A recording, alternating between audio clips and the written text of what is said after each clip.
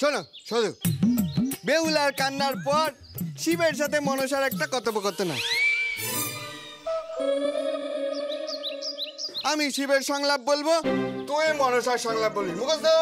হ্যাঁ মুখস্থ। কিন্তু বড়দা বল। তুই তো ইন্দ্র। হ্যাঁ, কিন্তু আমাদের দলে লোক কম তো, তাই আমি ইন্দ্র হব, আবার আমি শিব হব। ঠিক আছে, শুরু কর শুরু কর শুরু কর।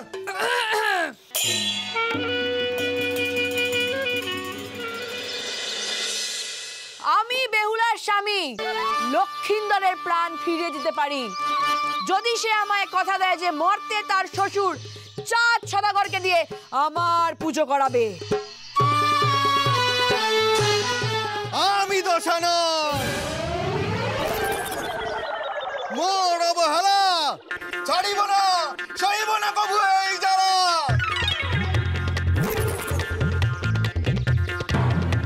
তুমি যদি সিধা হও, আমি দশানন তোমার শোকের সাক্ষী হবে এই অশোক কানন।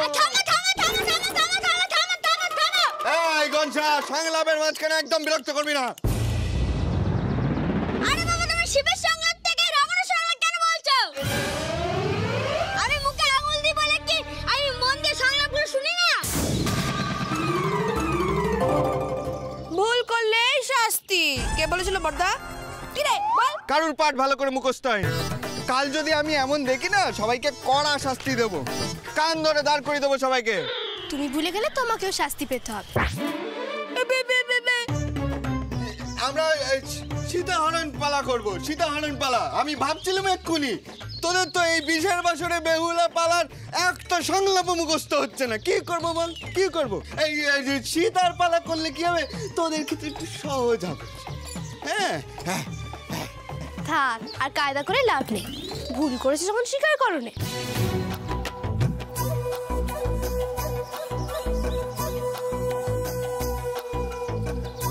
ছুটি ছুটি ছুটি, আজকে মনে শেষ। তোমার শাস্তি বেশি জেটমো করলে না, তোমার বুড়ো আঙ্গুলে ঘুমের মধ্যে আমি নিম পাতা ডলে দেবো। আচ্ছা বলছি ধনা, মানে আমি তাহলে কাঁদবো কখন? কাল। আর ছুটি তো, ছুটি ছুটি, মারা ছুটি। কালকে কাঁদবো, আজকে ছুটি। আচ্ছা ঠিক আছে, চলো আজকে ছুটি।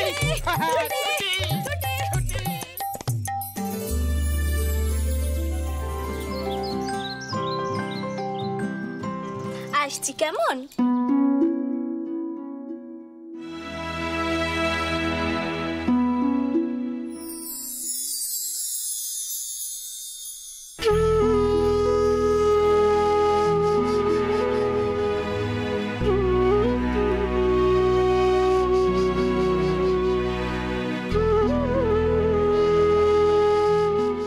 কিছু বলবে? আমি না একটু কচুর শাক রেঁধেছি, গরিবের ঘরের শাক অন্ন, একটু মুখে দিবি মা? কেন দেবো রে, আমার কচু শাক খেতে খুব ভালো লাগে। দাও না গো আমাকে।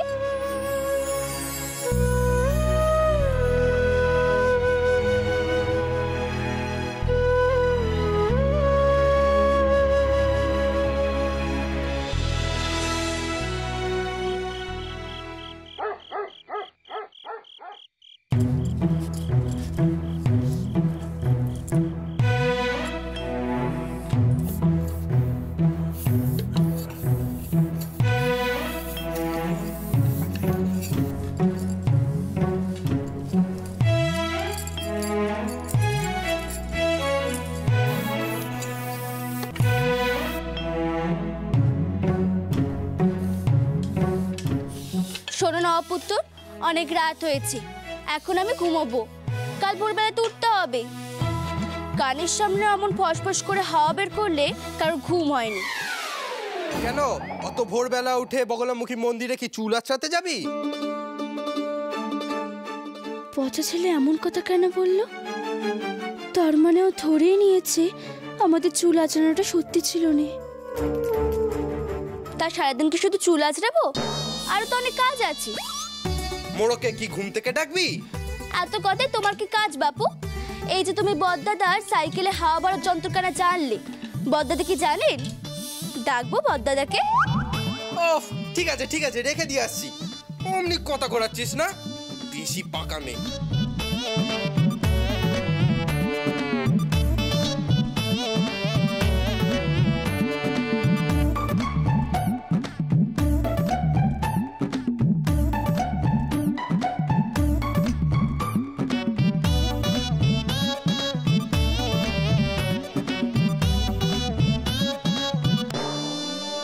সব বুঝতে পারছি, তাড়াতাড়ি ঘুমোতে চাইছিস কেন?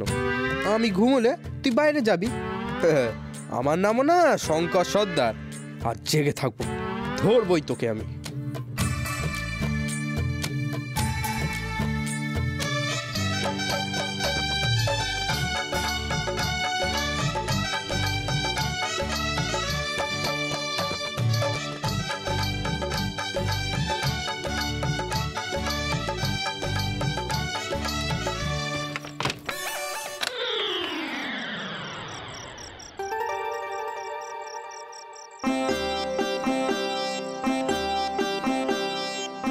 আমার আজ ঘুমোলে চলবে না, আজকে আমাকে জেগে থাকতে হবে। কিন্তু কি করে জেগে থাকবো? কি করি?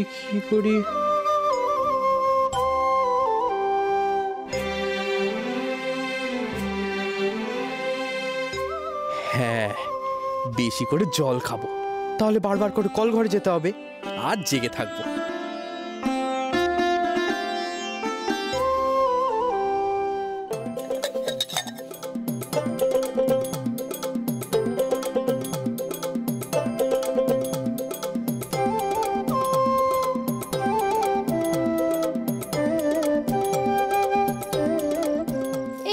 পুত্র, এত জল খাচ্ছ কেন?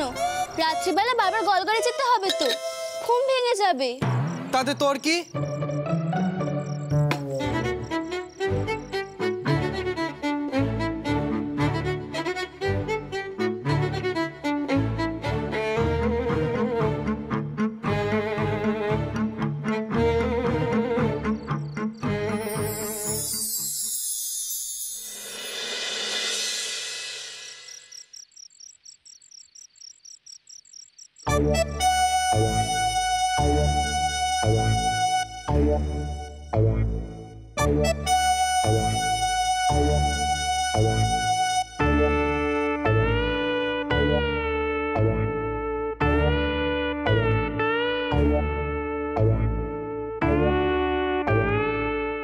ভালো করে পরখ করে দেখি তো নবাব পুত্র এত ঘুমিয়েছে কিনা।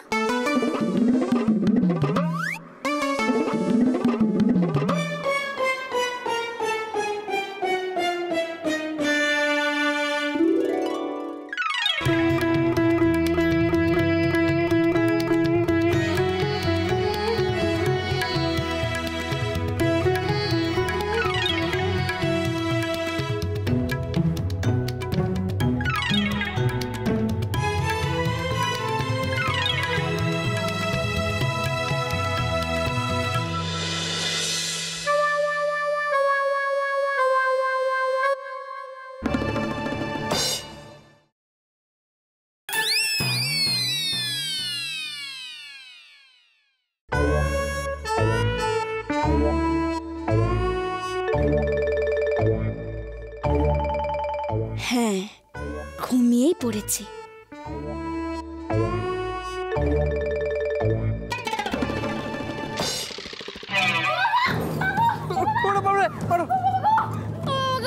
কি হয়েছে?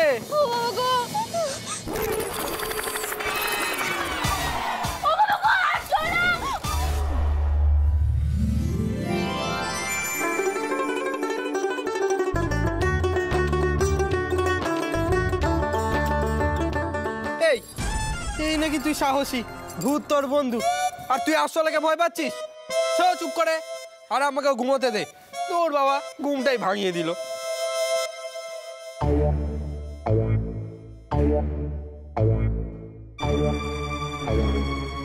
যা, পচা ছেলেতে জেগে গেল, এখন কি হবে? এই ঘুমা।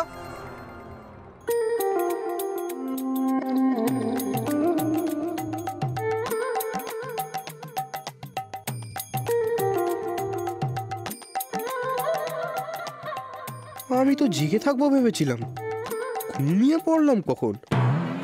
আচ্ছা, সদুর যদি বাইরে যাওয়ারই থাকতো তাহলে কি এভাবে আমার ঘুম ভাঙাতো? কোথাও যাবে না মনে হয়। হ্যাঁ, আমি ঘুমিয়েই পড়ি।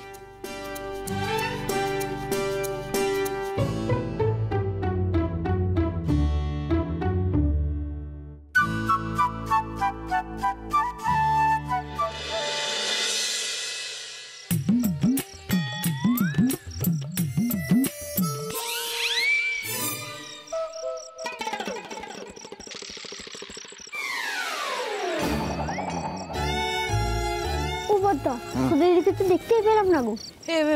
শঙ্করটা আবার সব জেনে টেনে গেল না তো? এই তোরা থাম তো। শুধুকে আমি বারবার করে বলে দিলাম, শুধু তুমি ঠিক সময় এসো, ঠিক সময় এসো। এই মেয়েটা যে কি করে না কে জানে। শুদ্ধকে লুকিয়ে আসা অত সোজা নয়, তোমার হলো তুমি বুঝতে। কি এবার তো মনে হচ্ছে এই লক্ষণদারকে হনুমান সেজে সীতাকে উদ্ধার করতে যেতে হবে। কাউকে যেতে হবে না, শুধু যখন বলেছে নিশ্চয়ই আসবে।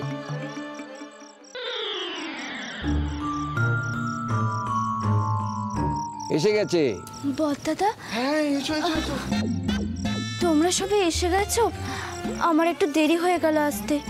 আপনি রাগ করবেন না বড়দাদা, তা তোমরা সবাই অনেকক্ষণ ধরে অপেক্ষা করছিলে। সেসব কথা থাক, ছাড়ো ওসব কথা। যে কথা বলার জন্য সবাইকে ডাকলাম সেই কথাটা আগে বলি।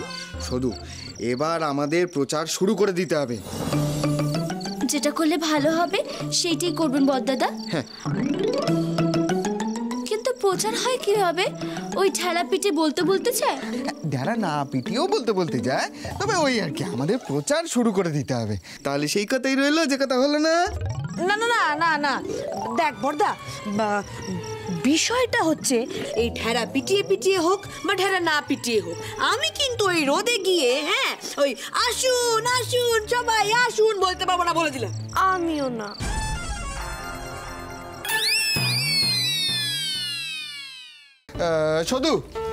শুধু তোমার বিয়েতে যে ছবি তোলা হয়েছিল সেখান থেকে একটা সুন্দর দেখে তোমার ছবি তুমি আমায় দেবে। হ্যাঁ, সেই ছবি দেখে এই পোস্টারে তোমার মুখ আঁকানো হবে। তো পোস্টার তৈরি না হলে আমরা তো প্রচার করতে পারবো না। সর্বনাশ!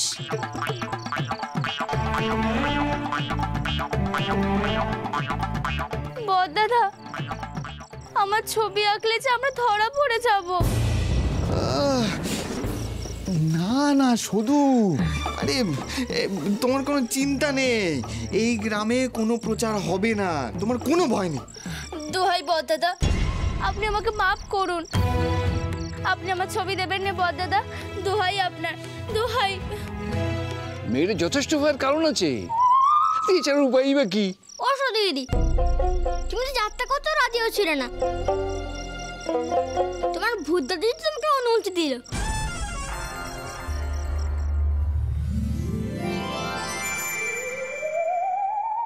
তুমি তোমার ভূত দাদিকে জিজ্ঞাসা করো না।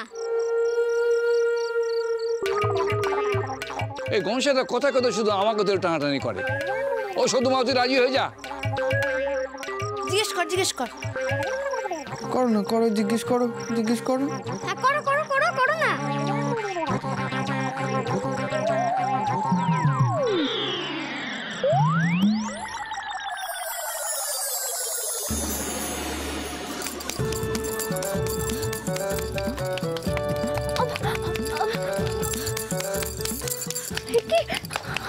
শুধু তুই হাততালি দিচ্ছিস কেন?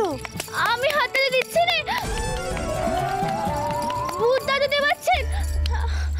এই তো এই তো এই তো তালি দিচ্ছে, মানে ভূত দাদুও রাজি রাজি রাজি রাজি রাজি রাজি রাজি। থামো তোমরা।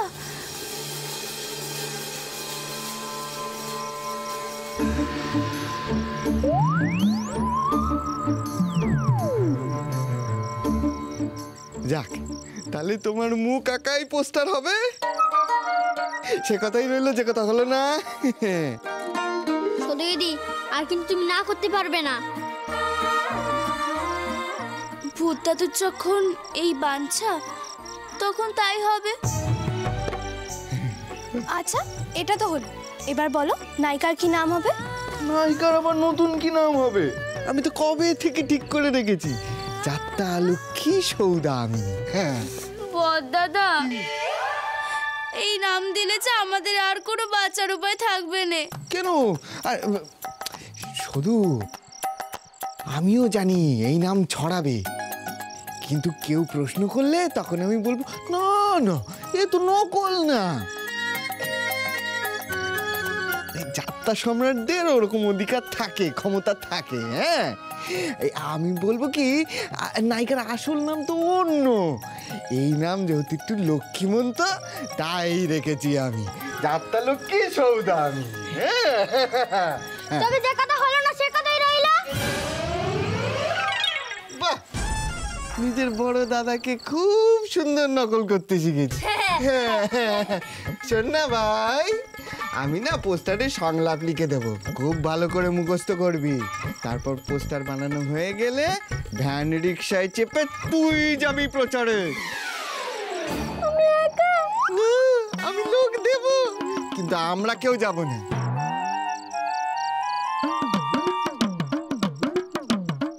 তবে আর কি, কেউ যদি রোদে যেতে না চায় তখন এই গণেশচন্দ্রই ভরসা। বেশ, আমি কালই যাবো প্রচারে।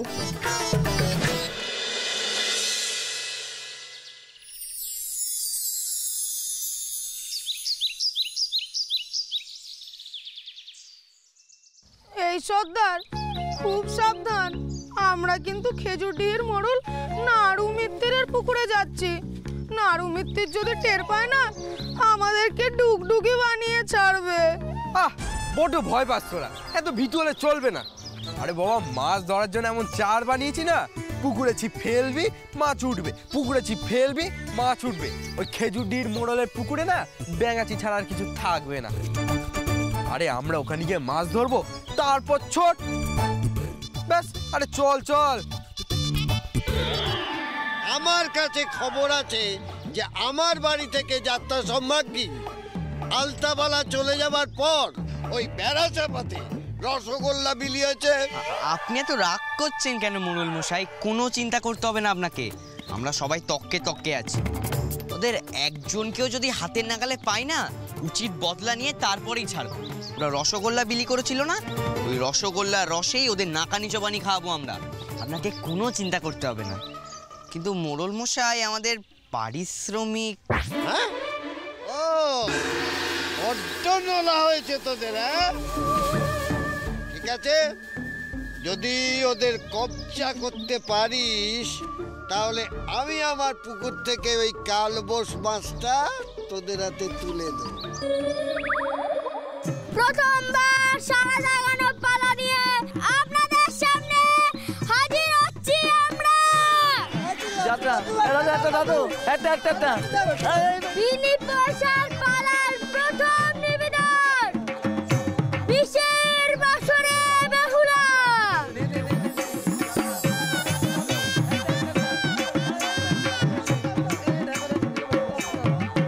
বেহুলার চরিত্রে অভিনয় করছেন যাত্রা লক্ষ্মী সৌদামিনী।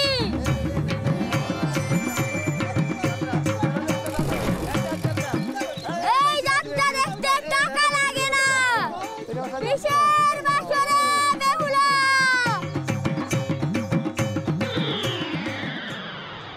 সৌদামিনী? সর্দার, এটা শুধু ভালো নাম না? ব্যাপারখানে কি রে? আমিও তো তাই ভাবছি। বিনি প্রসাদ পালার প্রথম নিবেদন, বিশের বাসরে বেহুলা। বেহুলার চরিত্রে অভিনয় করছে। আমিও তো তাই ভাবছি। চল দেখে আসি। ওরে বাবা রে!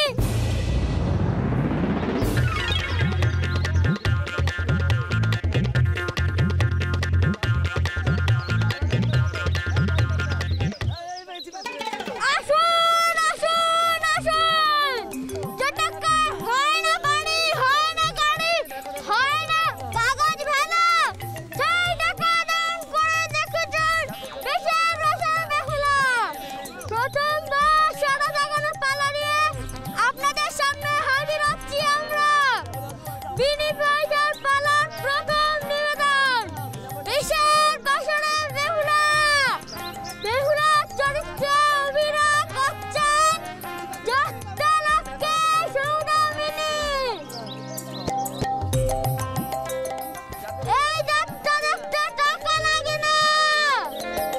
এই সর্দার, ওই ছবিটা দেখ না। যাত্রা লক্ষ্মী সৌদামিনী, দেখ।